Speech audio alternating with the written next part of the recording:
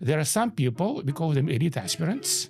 So these are elite wannabes, essentially. They aim to occupy power positions. In my book, End Times, I use a game of musical chairs. You start with a game of 10 chairs, 11 people, but then instead of removing chairs, you keep adding players. But once you get to 15 players, things are still okay, 20 players, 30 players. The problem is that when the supply of elite aspirants greatly exceeds the number of positions, you can imagine that somebody will start breaking rules. And once you get to 5 or 6 or 7 times as many players as chairs, fistfights are almost guaranteed to break out. Our human brains are amazing structures, but we cannot model well complex dynamical systems with nonlinear feedbacks. With colleagues, we have proposed, we call it multi-path forecasting, so similar to what weathermen do. So the idea is not to predict the future, but to actually predict the effects of different types of interventions. Obviously, the first one is not going to work very well, although I had a prototype back in 2010, which actually did do a decent job predicting the course of general events. I had no idea about individuals, like Donald Trump, for example, but it has predicted the trends quite well, too well, in many senses. This week we spoke with complexity scientist turned historian Peter Turchin, whose work applies data and mathematical modeling to the grand patterns of history. Turchin explains why societies seem to rise and fall in cycles, how elite overproduction drives political instability, and what his field, Cliodynamics, can tell us about the turbulent state of the world today. Please welcome Peter Turchin.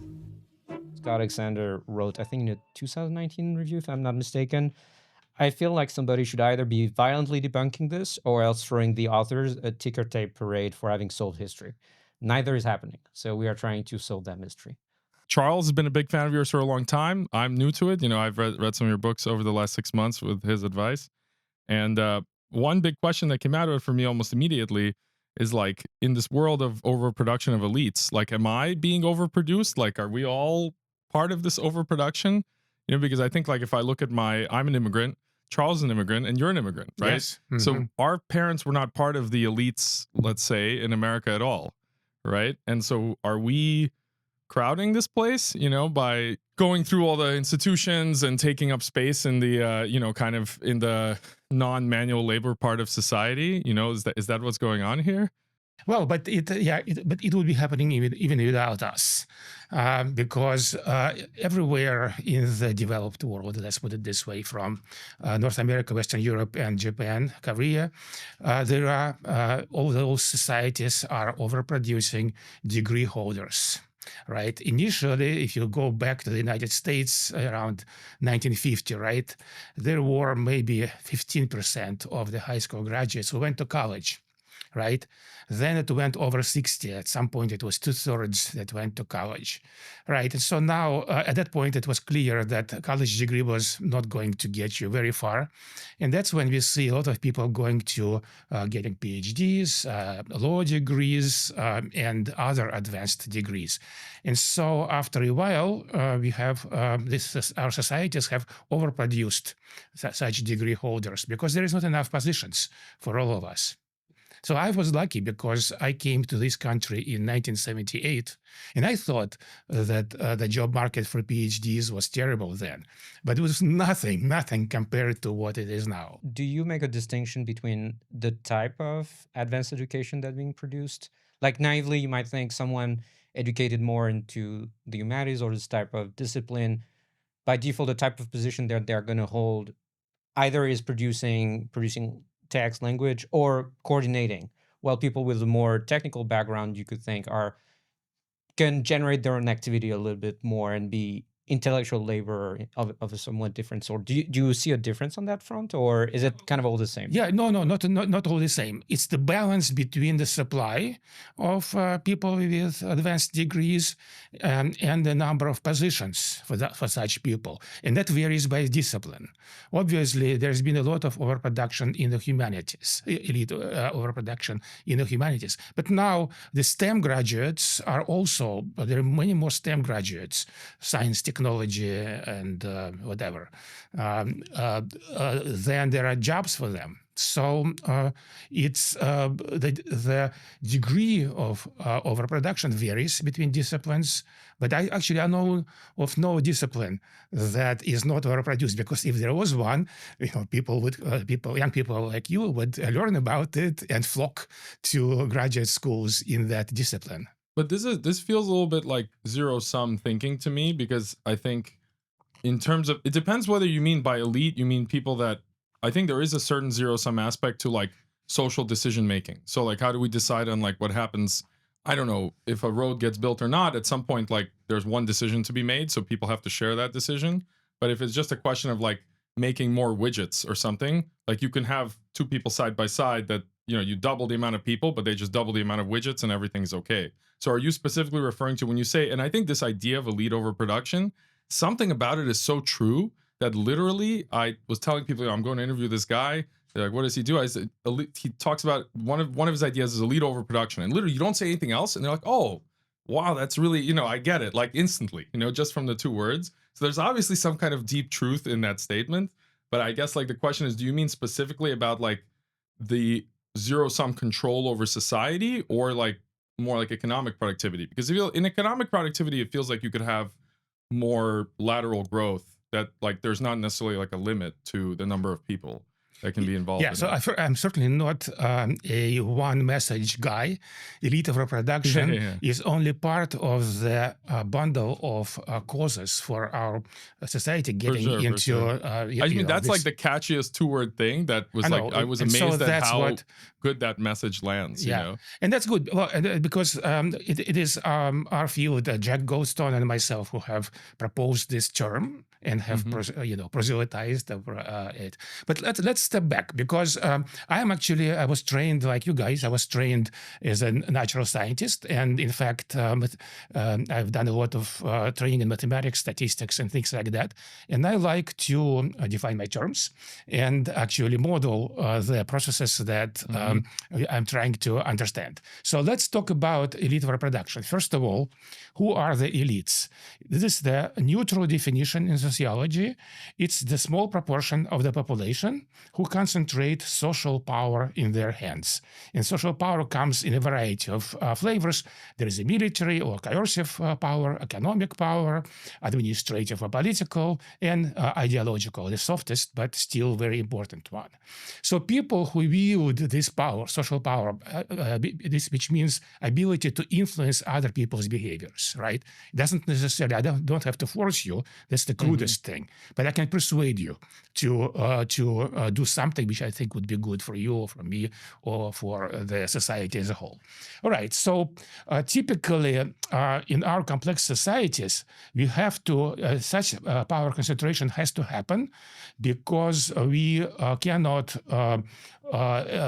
all citizens cannot speak to all other citizens like you can do in a village. Right. So in a society of 300 million people, there's got to be some hierarchical structures, and people on top of those will concentrate social power in their hands. All right. So that's one thing. And there, by the way, no sharp boundary between elites and non-elites. There are gradations. Right. So maybe the top 10% in wealth, because in the United States, wealth is a very good proxy for power. Right. That we could call them lower rank elites. 1% is the mid ranks, and then we have 1% or 1% who have a lot of power. All right, so that's one thing. Second thing, which is very important, we have to think about the dynamics. And that means how are elites produced and reproduced. And that's where we come to the most important part of what I'm saying, is that there are some people, we call them elite aspirants. So these are elite wannabes, essentially, right? They aim to occupy power positions. All right. So when there's always more elite aspirants than positions for them. But when there is maybe 50% more, or twice as many aspirants for positions, that's quite helpful. Competition is helpful and helpful because it helps to to put better, people in a variety of ways into positions. The problem is that when the supply of elite aspirants greatly exceeds the number of positions. So in my book End Times, I use a game of musical chairs to explain this. So you start with a game of 10 chairs, 11 people, but then instead of removing chairs, you keep adding players. So once you get to 15 players, things are still okay. 20 players, 30 players, 40 players. You can imagine that somebody will start breaking rules. All right, and if once you get to 5 or 6 or 7 times as many players as chairs, fist fights are almost guaranteed to break out. And it's a good analogy for the society, because when we have 10 times as many elite aspirants for positions, 90% of them are frustrated. All right, and there are lots of them, and they feel injustice because there's always injustice. Children of other elites, they have unfair advantage, and so the feeling of injustice spreads, and then many of those frustrated elite aspirants, they turn into what we call counter elites. So think about Mamdani. Vladimir Lenin and Bolsheviks, Castro, and other revolutionary leaders and their revolutionary parties. And so Donald Trump is a classical counter elite because he's never been a poor person. He's always wielded a lot of economic power. Then he became a TV personality and gained a lot of persuasion, ideological power. But he really wanted to translate that into political power. All right, and so he was very successful by breaking rules in such a way that he actually did get ahead. So what we call elite overproduction is really severe overproduction of elite aspirants. That would be it's a bit of a mouthful, but that's what we mean by that. Why do you think the U.S. is in that situation now? So definitely that's part of the kind of going through your work. That's definitely the thesis that we are like at the, very, very much a breaking point type of moment for that type of thing. Is it really mathematically possible to have predicted this? Like, let's say if you were doing your work in 1970, could you have, run the numbers and said, okay, by 2020 we're going to have Trump? I did it in 2010. Actually, okay. In fact, I published it in Nature. Okay. And I was running numbers by that point. Of course, there are limits to prediction. So, in fact, in 2010, I published this prediction that said it was forecast that said that by 2020s, United States will be in a serious trouble in terms of social turbulence, political conflict, and perhaps even wars. So, where did this forecast come from? Well, I started as a biologist, but then in around 1997 or so, I switched to doing history. We call it Cliodynamics. Clio is the muse of history, and dynamics is the science of change. All right. And so initially, I and my colleagues, we studied past societies. And we found that ever since state-level societies, right, appeared about 5,000 years ago in Mesopotamia, and then spread everywhere, they exhibit a very distinct pattern.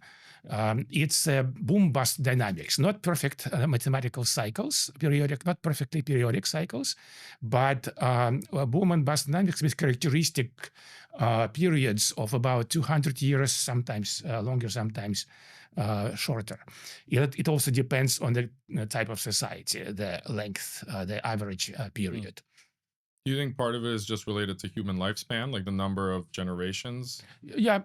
But let me actually, I'll get to that. It does obviously generational change is the basic pace setter for this type of long-term dynamics. But what I want to do is I want to get to answering your question about why does elite overproduction shows up at some periods and not others. All right. So what we see is that there is typically maybe century-long period of internal peace and order and functional governance, and then another century of all kinds of civil wars, political conflicts and things like that.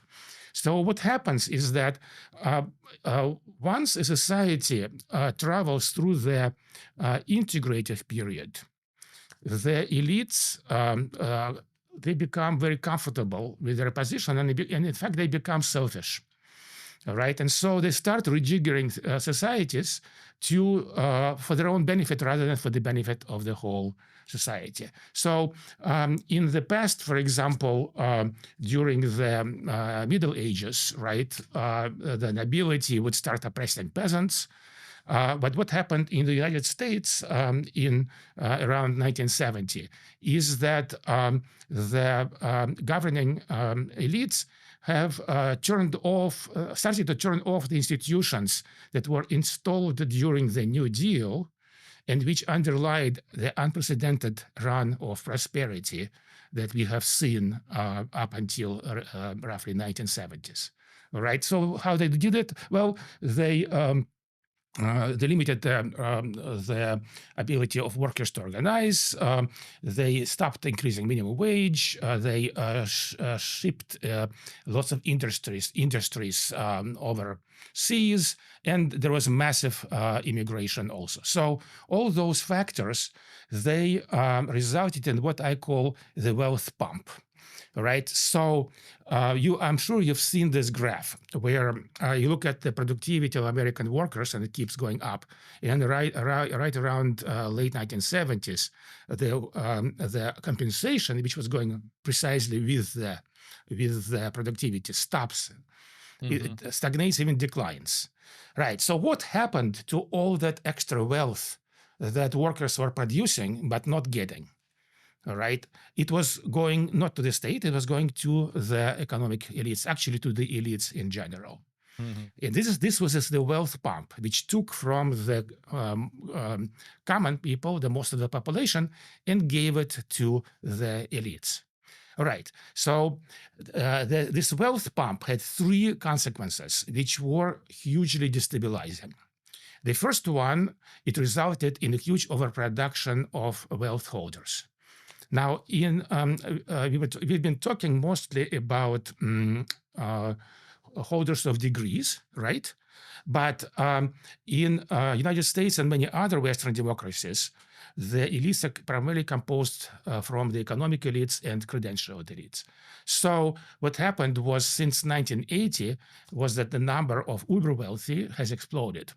All right, you have 10 times as many decamillionaires and 20 times as many billionaires as compared to 1980. Adjusted for inflation? Adjusted for inflation, okay. Exactly. So, and if you want in per capita terms, we have 7 times as many decamillionaires because population has also grown. Now, not all of those people have political aspirations, but some do. And so what we now have, we have 10 times or maybe even 20 times as many aspirants for political positions that there were 40, 50 years ago. So this is the game of musical chair I was talking about. All right, the number of positions is fixed: 1 president, 100 senators, and so on and so forth. But you have 10 times as many or more aspirants for them. So that is how elite overproduction actually worked in this particular example. Are you familiar with there's a website called WTF 1971? No, I'm not sure. Okay, it's basically listing all there is like 20 different things, trend lines you can look at that all broke between 1968 and 1972, something like that. Like energy consumption, rate of energy consumption per capita increase, productivity figures, like everything seems to have gone wrong at some point there. The wealth pump is a very basic mechanism. It actually works over and over again, and it affects the whole society. Its effects percolate through all the different parts of society, which is why 1970s is often people see all kinds of things happening, all kinds of trends changing direction in the 1970s. What I'm curious about is, I think a lot of those changes that you just mentioned that led to probably increasing inequality seemed warranty at the time to deal with like pressing economic problem. So this is where the scientific approach comes in. We are not. I am not interested in explaining why things happened in the United States. It's a wonderful example to illustrate ideas, but we are interested in general explanations. Why do state-level societies go through these boom-bust cycles? All right, and we have documented in our databases hundreds of such boom-bust cycles. So the question is, why do they, at least in the past, inevitably, those integrative periods inevitably end in end times, all right? And that's why any specific explanation, Nixon abandoning gold standard, this, that, that those could be contributing factors. But we are interested in a general theory. And the general theory, which has been tested, as I say, on dozens of societies in the past, suggests that the basic explanation for what happened in the US in the 1970s is what is codified in the structural demographic theory. That's the name of the theory I'm explaining to you. And other factors, of course, we live in complex societies, and other factors, climate change, all kinds of things happen. But isn't it interesting that a general theory which is based on wealth pump, elite overproduction, we'll talk maybe about popular immiseration and things like that, right? That general theory works both for the Republican Rome, for medieval France, and for modern United States. So there is my argument is that there is something basically similar about all those societies. And what is that similarity? They all have elites in the population, and they have the state structures. So the tripartite structure that the structural demographical theory is actually using to make sense of these dynamics. It'd be interesting to go into an example. So the US example, I think everybody has lots of opinions about it, and it's kind of close to home. So when I was reading your book in advance of War and Peace and War, which was like extremely entertaining book, actually, like I highly recommend it to anybody. And it's I thought the Russian history, and I speak Russian, I didn't know any of this history, was super interesting. How do you see, so the basic cycle is you have external forces that kind of cohere a nation into a state because for defense reasons and other reasons, and then you have a lot of cooperation that leads to flourishing, and then eventually you get into a situation where the elites get comfortable and they start to like rearrange the pieces on the board, and you get kind of all these issues that we've been discussing. How did this happen in I guess like 15th century-ish Russia? So maybe you can walk through that. I think it's a very interesting story even from the beginning, but where's the parallel to where we are today? Yeah. So Russia was under the Mongol domination until, roughly speaking, first half of the 15th century. All right. Official end is 1480. Right. And so this external, very, very severe pressure from the Mongols and other steppe people, Tatars later, before that, Kipchaks and so on, that is what actually kept Russia internally united. Unfortunately, didn't help them during the last Kievan period because they started a lot of infighting, and that's why they got rolled over by the Mongols. But by the 15th century, the Mongols were a spent force. And so Russia was actually internally quite unified, and it was expanding. Right, and it expanded to the point where these external threats were moved far away. And then what happened was that that there was, first of all, population growth. So lots of peasants, and the land was limited. All right, and as a result of that, the peasants were their standard of living declined. Right. But this was actually good for the elites because you could pay, the wages go down as there are too many hands, right? Mm-hmm. And also elites were producing grain, so there were more mouths, so the price of grain goes up. So this is a typical agrarian situation where the Malthusian growth of population results in the declining living standards for the common people, but increasing living standards for the elites. The problem with that is that then the elites start to multiply. Some of the peasants move into elites by a variety of ways. Other elites have more babies and give their sons instead of primogeniture. They would divide their property and so on. And you have huge problem of elite overproduction. That's what happened in Russia and happens in other medieval societies. And so that elite overproduction undermined the ability to cooperate. And so that's when you start seeing all kinds of the civil war, essentially, of early 17th century was the end result of this elite overproduction, coupled with popular immiseration, because popular immiseration created a lot of discontent amongst the general population. And the state went broke, and so the whole thing went to the dogs, essentially.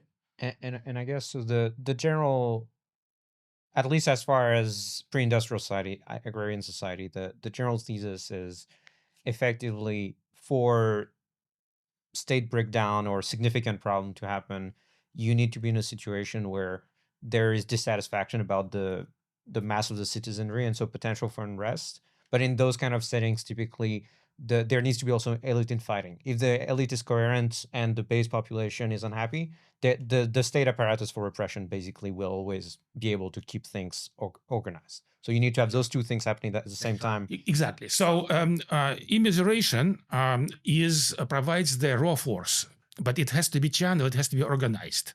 And who are the organizers? These are the elites, people who wield social power. And so if elites are unified and the state is strong, then peasant rebellion has no chance. They just get ridden down by armored knights or whoever, and killed and dispersed.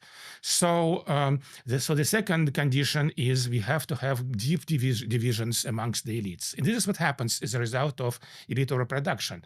So the established elites are holding very tightly to the reins of the state, and the counter elites now start organizing, and they turn into either a revolutionary party, or it could be a religious sect, which was the case in Europe in the 15th and 16th century.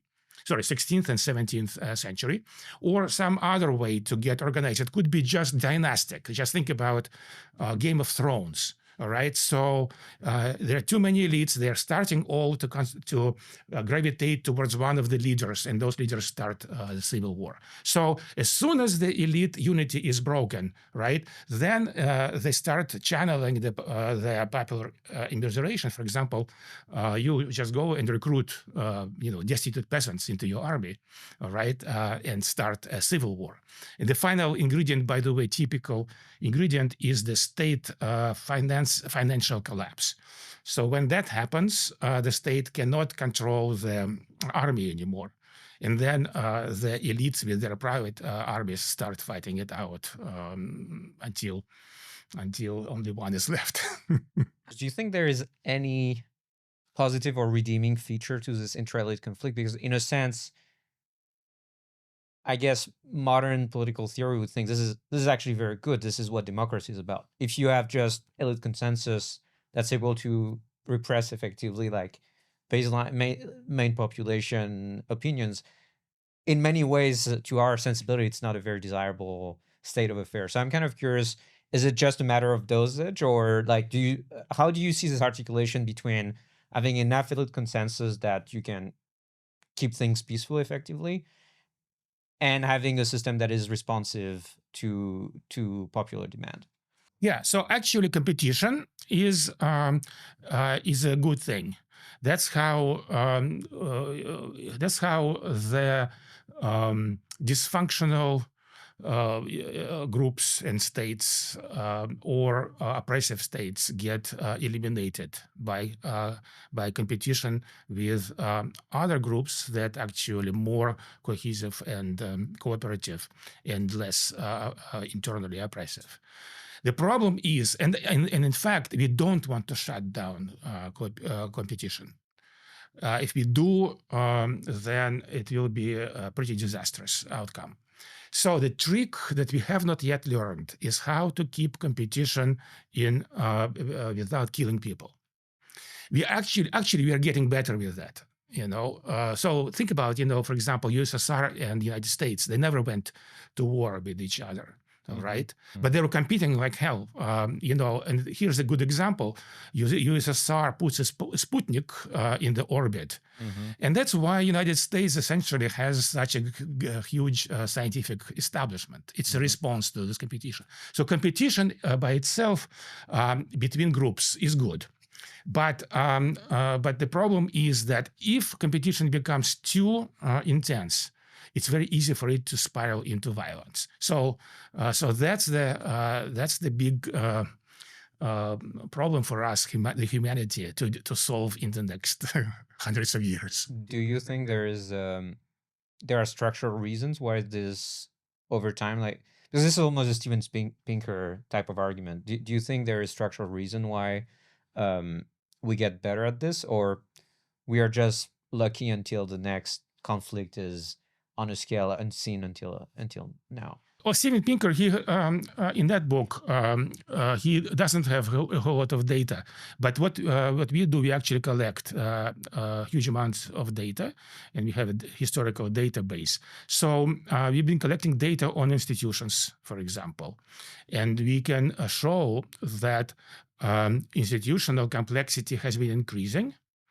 And unlike people like Joseph Tainter, who thinks that too much complexity is actually causes collapse, we find the opposite.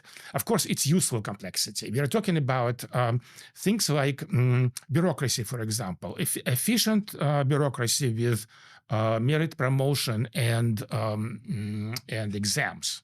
Right? We all love to hate bureaucrats, but without them, complex societies cannot survive. And also, bureaucrats are they put a brake on despots that want to be. Right? Just look at the. Well, okay, I don't want to give too specific examples right now. So that, of course, also technological change. Technological change means that we can feed people, 2% of the population can feed everybody, all right? So that reduces immiseration. So immiseration becomes much more relative. It's not, obviously, we live better than people in, the slaves in the Roman Empire. All right.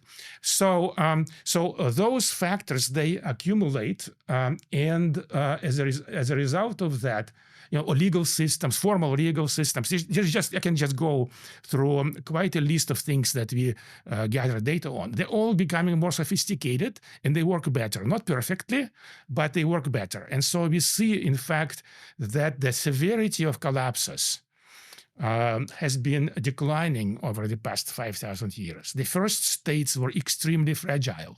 The first centralized societies, they were very fragile, right? And then they, as a result of accumulation of this cultural knowledge, they became better at being more stable. And so we see this statistically that, for example, if you measure collapse by how much population is gone, right?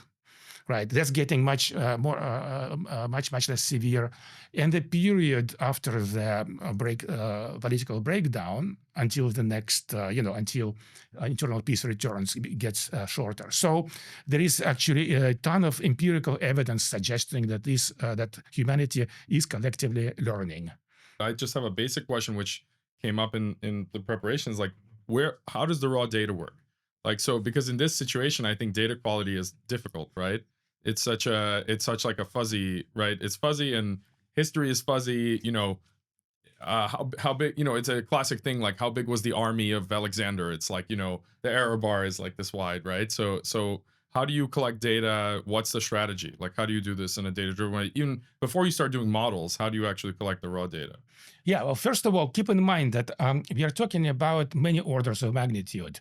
So the scale of armies, for example, or scale of states, their territories, populations, they've increased by about 7 orders of magnitude, 10 million fold from over the last 10,000 years. That's like starting with what would you call like the first hunter-gatherer bands, okay. right? So which is typical one is around 50 people. Now we have 2 states that have more than 1 billion people. Mm-hmm. All right, so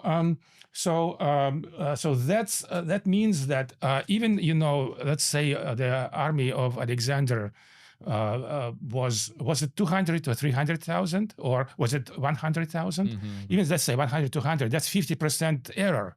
Right. Well, but if you take when you take logarithms, you will see it's nothing compared to the 7 orders of magnitude. So it's a half of an order of magnitude, roughly speaking. So that's one thing. Second thing is that we use proxies a lot. Proxies are you want to know something, all right, and you don't have a direct way of measuring it, but you can find another variable that you actually can directly measure. So, for example, since we're talking about Russia, so in Novgorod, which is one of the oldest cities in Russia, there's been great excavations there. And between the 10th century and 16th century, what happened there? It's very cold and humid environment, right? So there is raining a lot. So people didn't want to work in the mud all the time. So they created from big, huge wooden slabs. They created the pavement.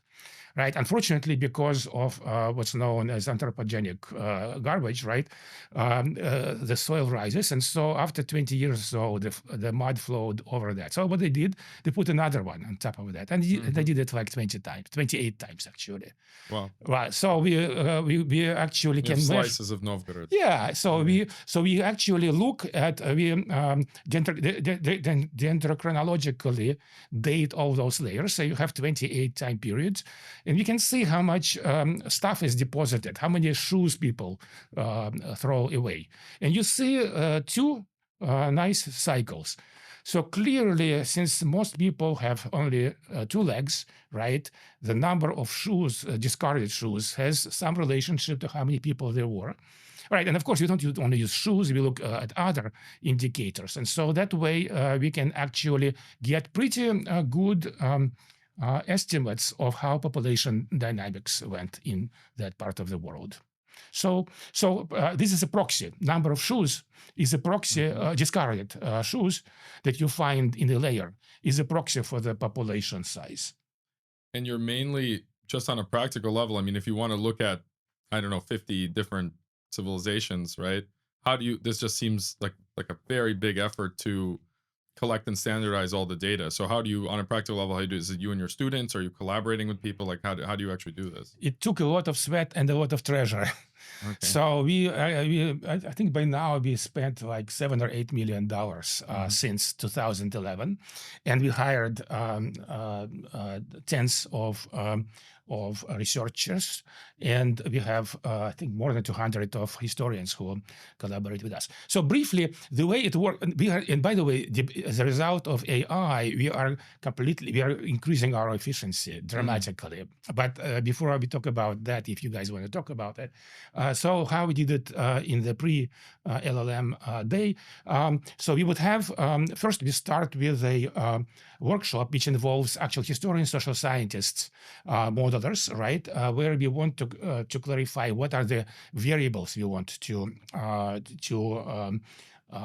collect data on, because we are theory driven. We want to test theories. So we want to test theories that predict something, and we want to test, and we want variables that theories use to predict something. So both response and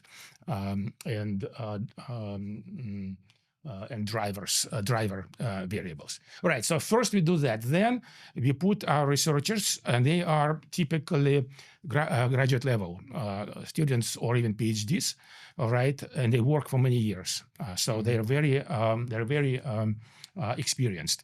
And so they start collecting data. And for example, what's known about population of that particular state.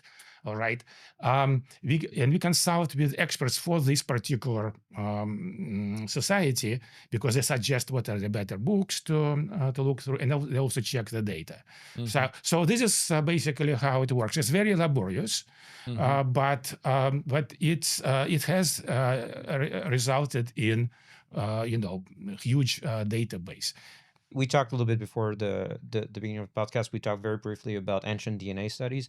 What are the kind of big technical breakthrough that allow us to know more about this past, including the very distant past? And if you could just get a lump sum of money for whichever data collection effort you think would be the most impactful, what would that be? Well, the first question is that clearly the most consequential advance was archaeogenetics, ancient DNA. That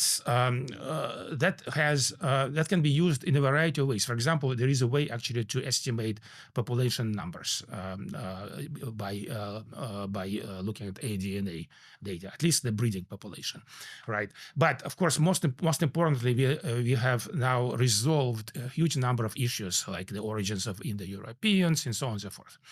LiDAR has been amazing. So LiDAR allows you to scan the surface through the deep vegetation, and you see structures. So when first archaeologists started working in the Maya region, right, they had this crazy idea that Mayans were living at very low population density, and then they would periodically gather at these temples. Right, and then, but when we started scanning it, we see a landscape which was completely built up. I mean, it was completely anthropogenic landscape. What was not a house was a raised field on which they grew food and things like that. So LiDAR is amazing. Also, the roads, you find roads and things like that, and a whole bunch of other things like elemental analysis. We can because people who get born in one place and buried in another place, they have different combination of rare elements and things like that. So there's been a ton of advances. I'm sure I'm missing some of the big ones. But for us, the biggest advance is which happened actually this year, and that's now we can now finally AI got good enough to be useful. I mean, you still have to be extremely careful. You have to check everything. But we tried them. We were talking about automating data collection because until recently, all the data collection was done by people reading PDFs or leafing through the books and things like that. All right.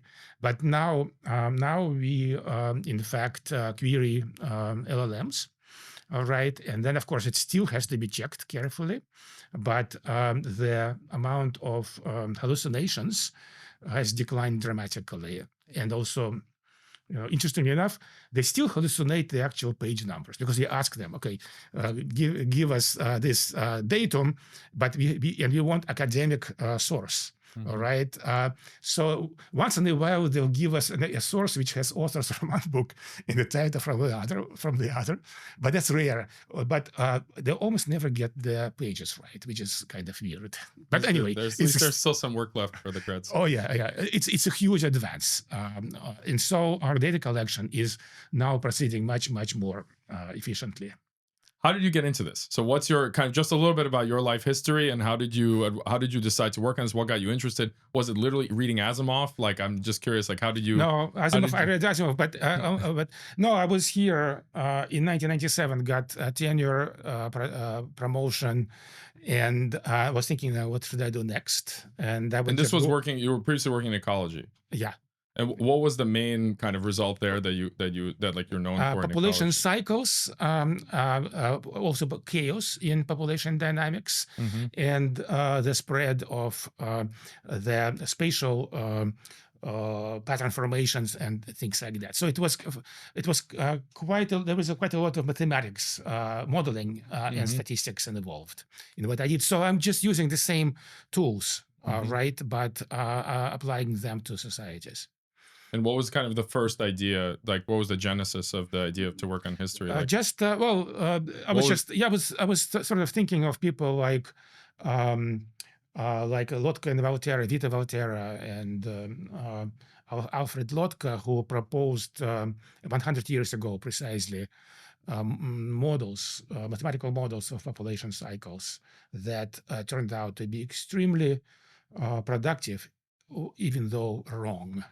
And so I was thinking, yeah, let's do some wrong theories, one after the other, and see whether it will be productive. Did you hear about Ibn Khaldun before or after you make After. this turn? Okay. After.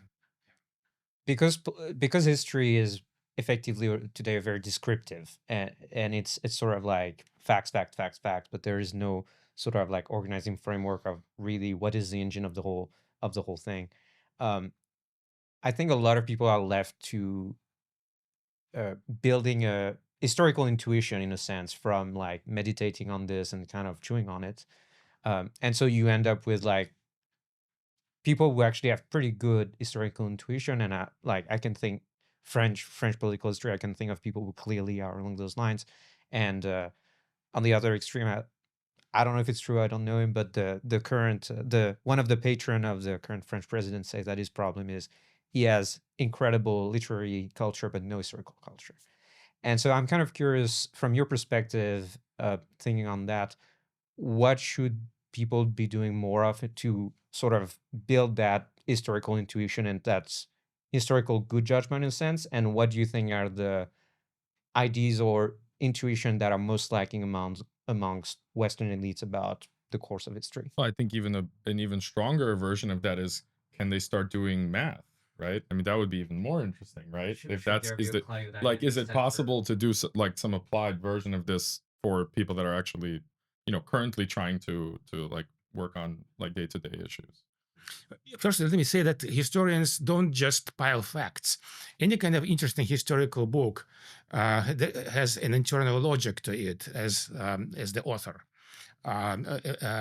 thinks about it, and there is an explanation. The problem with history is not that they don't have explanations, but that they have too many explanations. 240 explanations for the fall of the Roman Empire.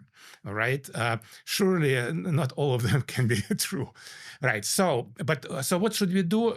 It's not built-in intuition, and our human brains are amazing structures, but we cannot model well complex dynamical systems with nonlinear feedbacks. All right, so we have to do it, and it's mathematical models. It's computational models because things are, you won't be able to do it analytically, right? Still, you don't want to complicate your model too much, obviously, but it will have to be complex enough to capture what you need to do. I have with colleagues, we have proposed building such computational models. We call it multi-path forecasting, so similar to what weathermen do. All right, and so the idea is not to predict the future, but to actually predict the effects of different types of interventions. All right, so we have a problem here in the United States, breaking out instability and everything. So what do we need to do to solve it? I don't know. And so what I think we should do is we should start building such a computational model. All right, and in the process, obviously, the first one is not going to work very well. Although, on the other hand, I had a prototype back in 2010, right, which actually did do a decent job predicting the course of general events. I had no idea about individuals, like Donald Trump, for example, but it has predicted the trends quite well, too well in many senses. I'm a complexity scientist by training, and I think we should use the tools of complexity science to, rather than old and defunct ideologies, whether it's Marxian or libertarian or whatever, but actually have a public domain computational model that people can actually see how it runs. And so they can get convinced that there is actually, if you do this, then there is going to be an unintended consequence that will actually make things worse.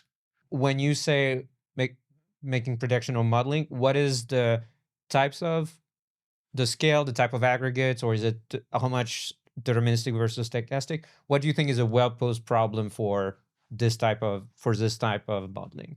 Yeah, so at the polity level, the well-posed problem is that we know societies get into these end times, all right? And so there is a lot of political violence and people get killed and sometimes really catastrophic civil wars and things like that.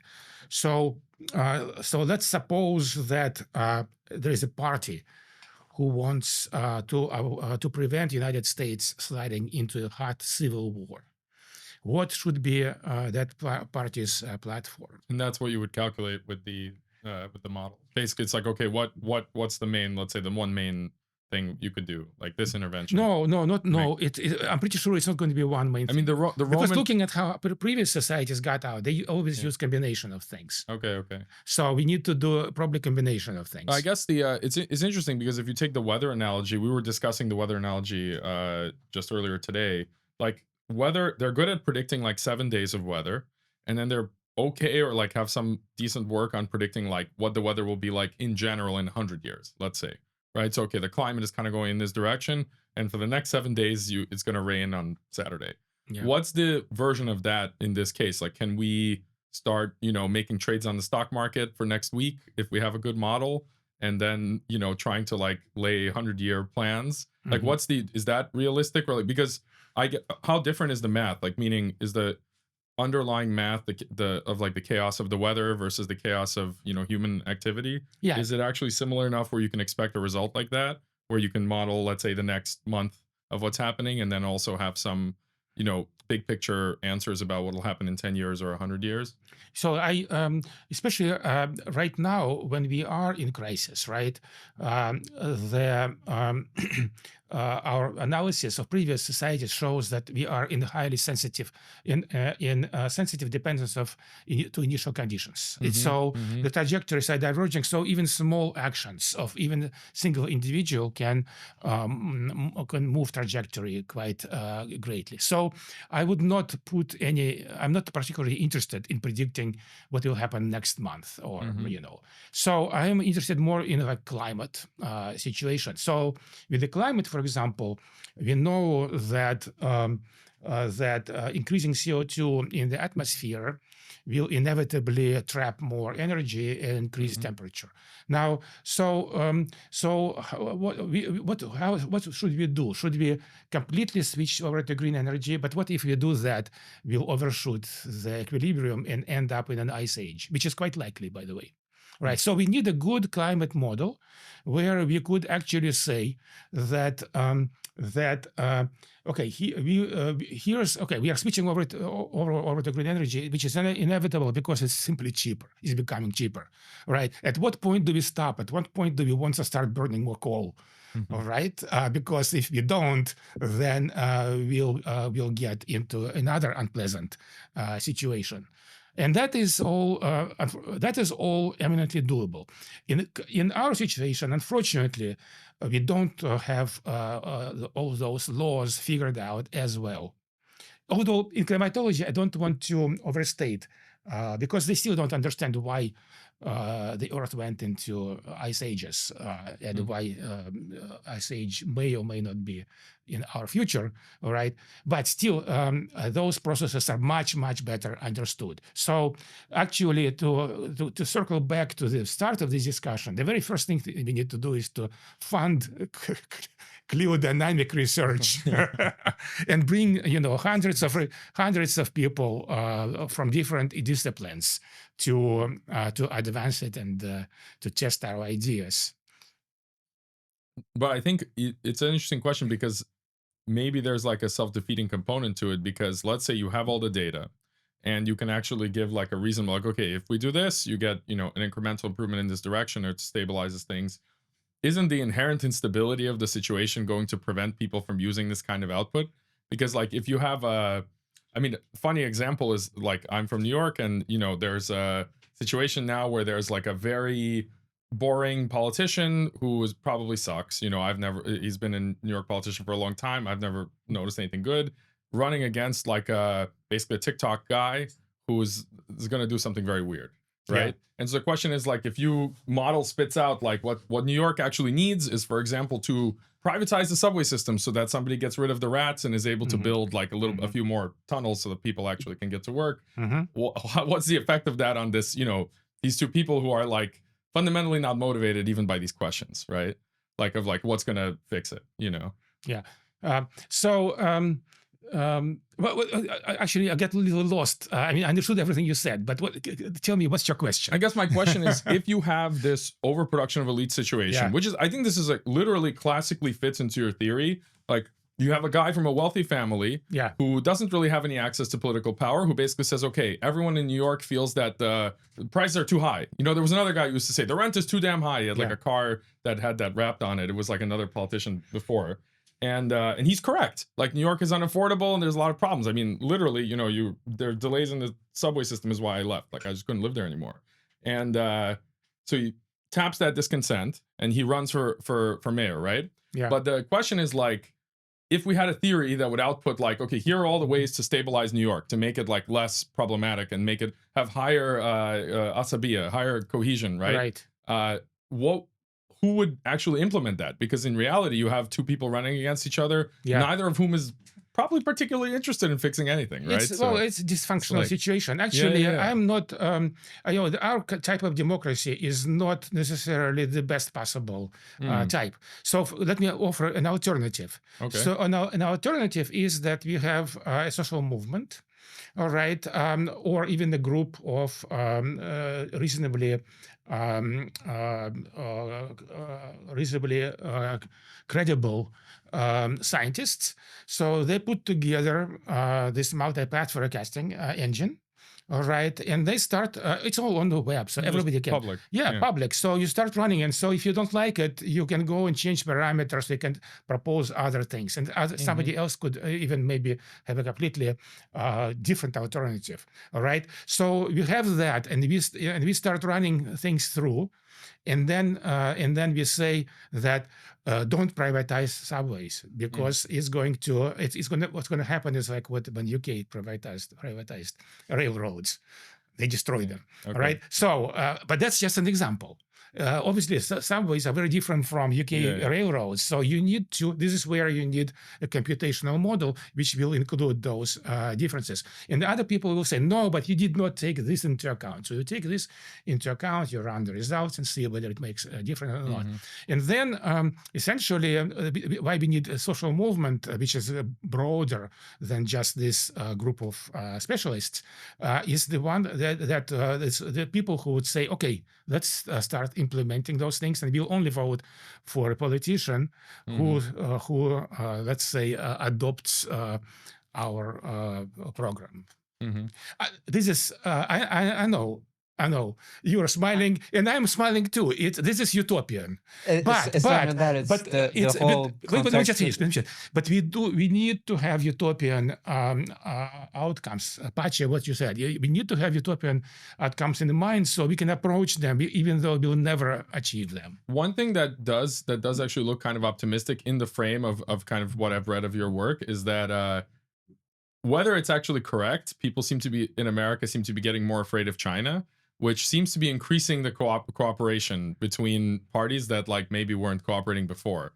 This doesn't work at the level of like New York City, but it seems that at least maybe at the level of the government or something like that, there's a little bit more of a kind of like genuine fear. Not like, talking about it on stage or whatever, but somewhere behind closed doors, they're actually thinking like, oh no, like we actually have to produce our own nickel or something like that. Like, let's go find those people who still know what nickel is and like give them jobs again, like it's but that's good. As long as China, United States don't have a fighting war, bloody war. Yeah, it's like this competition actually, positive. I think is good because look at this. One of the ways to shut down the wealth pump is to bring some industries back to the United States.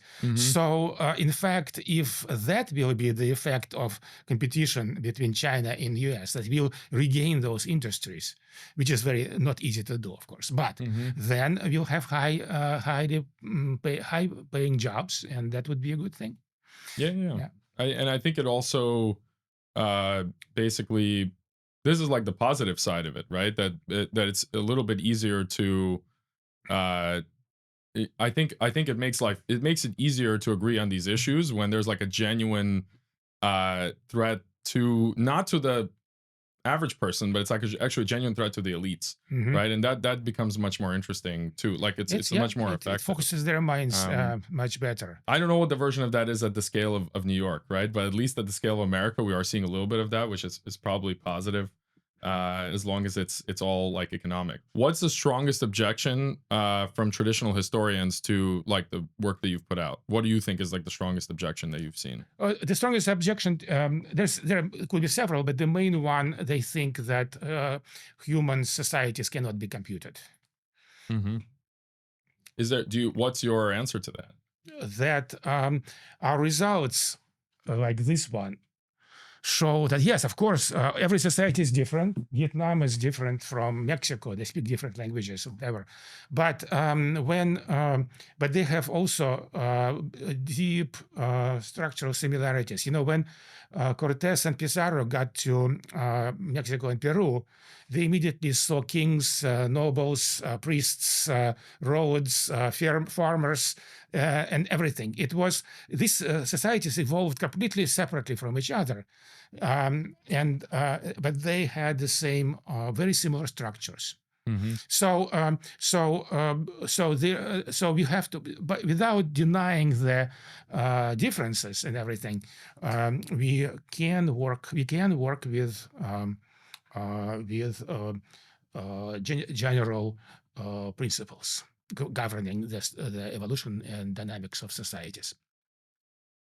Have you found any outliers? Like I'm just looking behind you at the book with the Great Holocene transformation. It looks like there's a couple of outliers on the like outlying points. Yeah, there. These are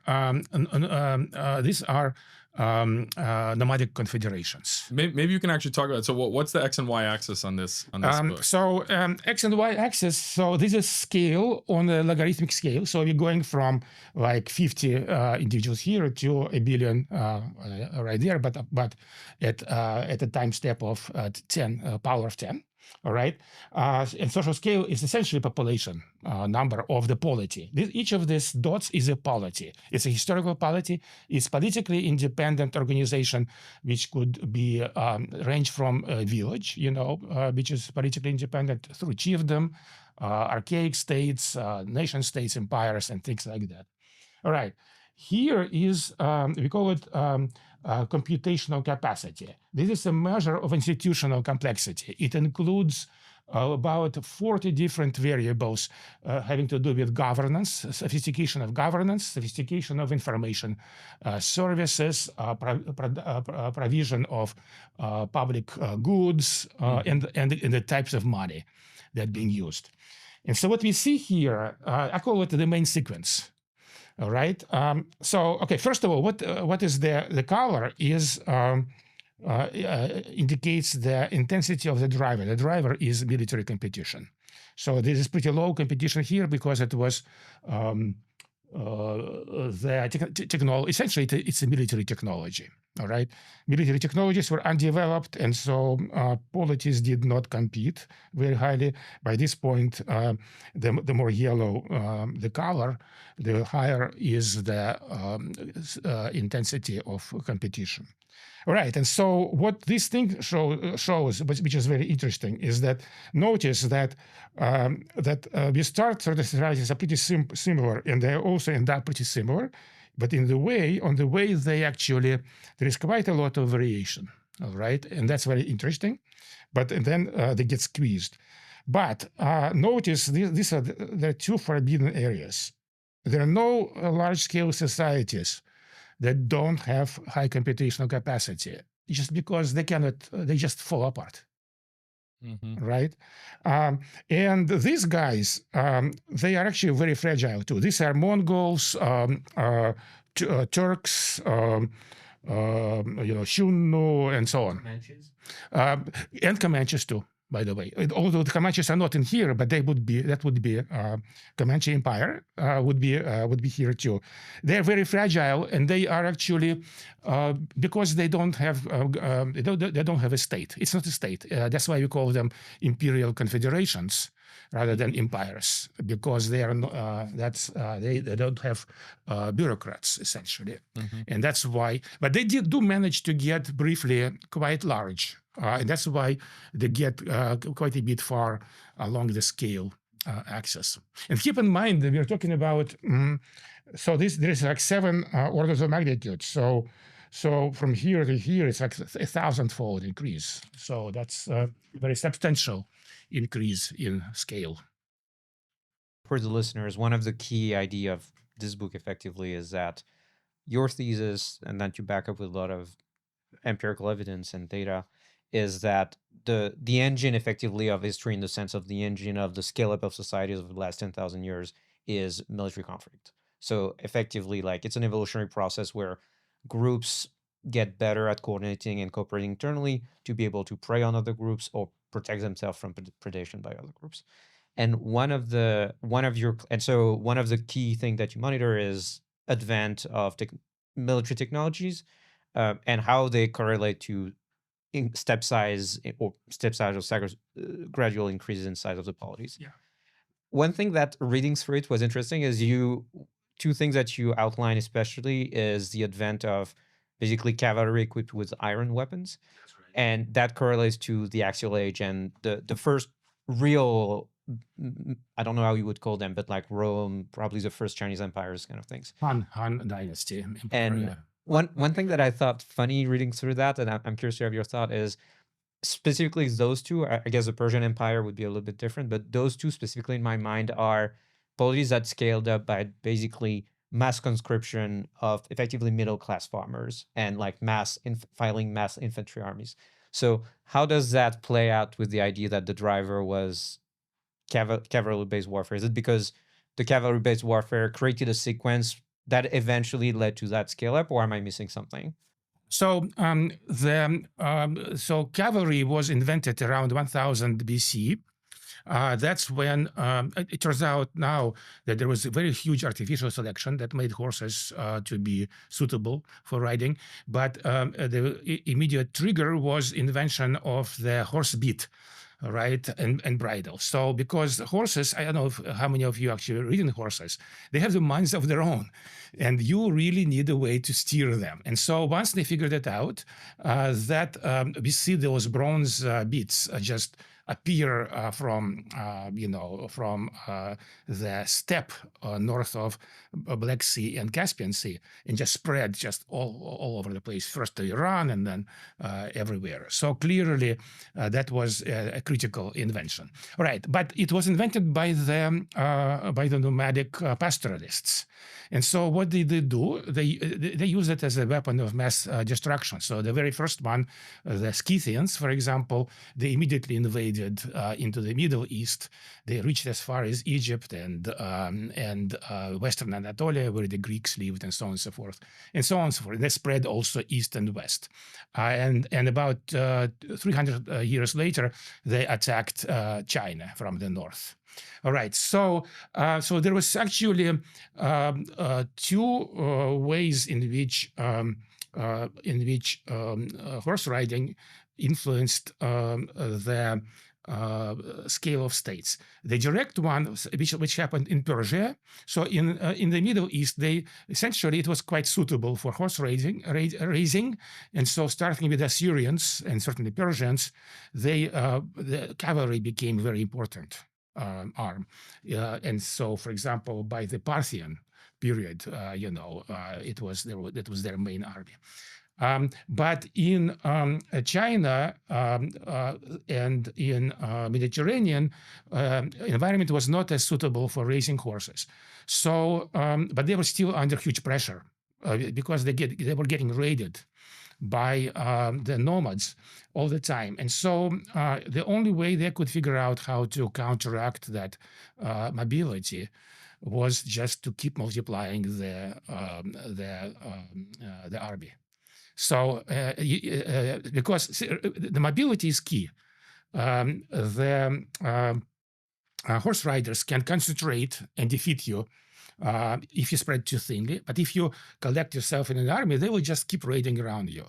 So what China had to do, they just created a huge army of 1 million people, and they built fortifications, and they just stationed them everywhere, trying to prevent nomads, steppe riders from raiding. But it had the same effect. In order to have a huge army, you have to have a huge population. You have to collect taxes. You have to get everything organized. And so if you don't do that, you get destroyed. I mean, does that fit with like the Roman example? Because I guess the Gauls weren't horse like they were. Yeah. So the main so the Roman Empire was a bit insulated from that, but not enough. So if you think about the Second Punic War, right, Hannibal invasion, many people don't realize that most of his army was actually Celts, Gauls, and they are horse riders, and they. In fact, horse is huge in Celtic mythology and everything. And the African troops, his crack African troops, were the Nubian cavalry. So that was the effect. Of course, Romans had their own cavalry. It was just not big, but eventually by the peak of the Roman Empire, they were shifting more and more to cavalry army, and in the late Roman Empire, the main army was cavalry. So it just took longer to figure out how to secure a good supply of horses. So following up on what you just said, that effectively societies had to respond or else just disappear effectively because of the military pressure. Yeah, like Kiev and Russia, it just went under. They were the Mongols rose right over them, and piled their heads in the pyramid.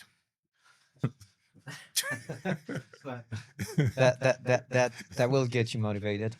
And this points to something you talk about in your book about multi-level group selection and things like that. Yes. How much of that adaptive process, according to you, is mechanical evolutionary process versus intelligent design, as in basically people coming up consciously with solution? Because it seems too few doesn't feel biological. Yeah, too few iterations to be effectively a blind process that's just evolutionary. I'm curious how you reconcile. Yeah, but those evolution is much more general than biology.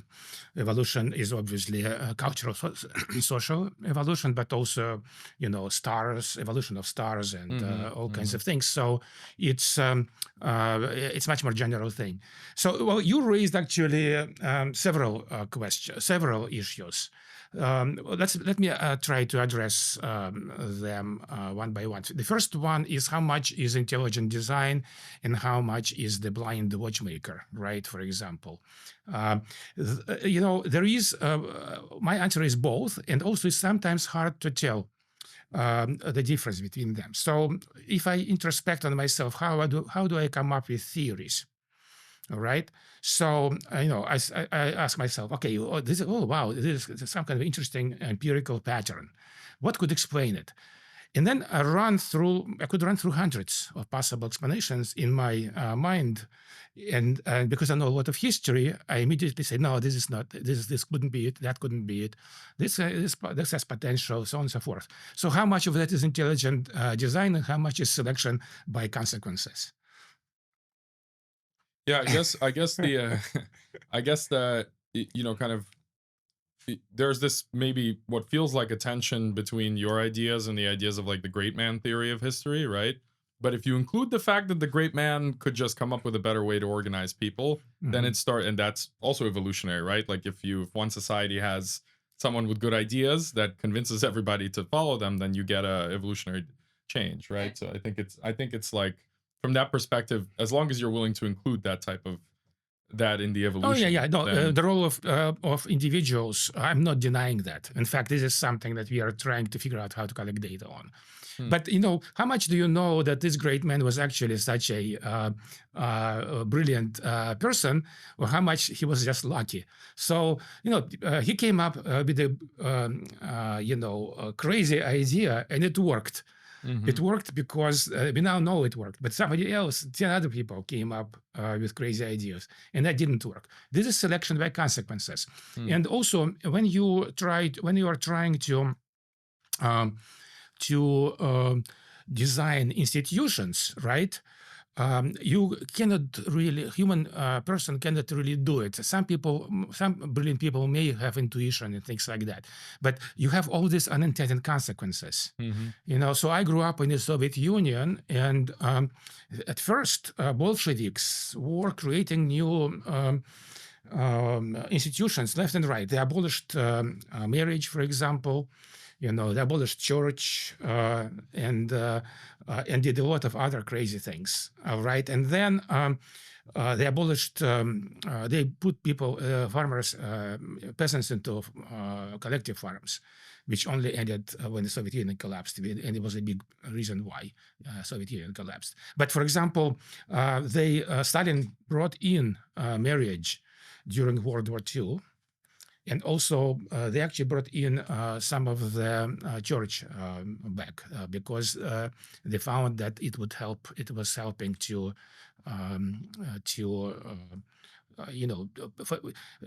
people. If a soldier who could not leave to his significant other, all right, pension or whatever, would be not quite as willing to risk his life. Let's put it this way. I'm not formulating it very well, but if you have pensions for widows, right, of soldiers are much more likely to risk their life. Many soldiers are more likely to risk their lives. So, maybe I'm getting too much into the nitty-gritty here, but the point is that many of the institutions that have been proposed by brilliant individuals, they were either bad or lethal.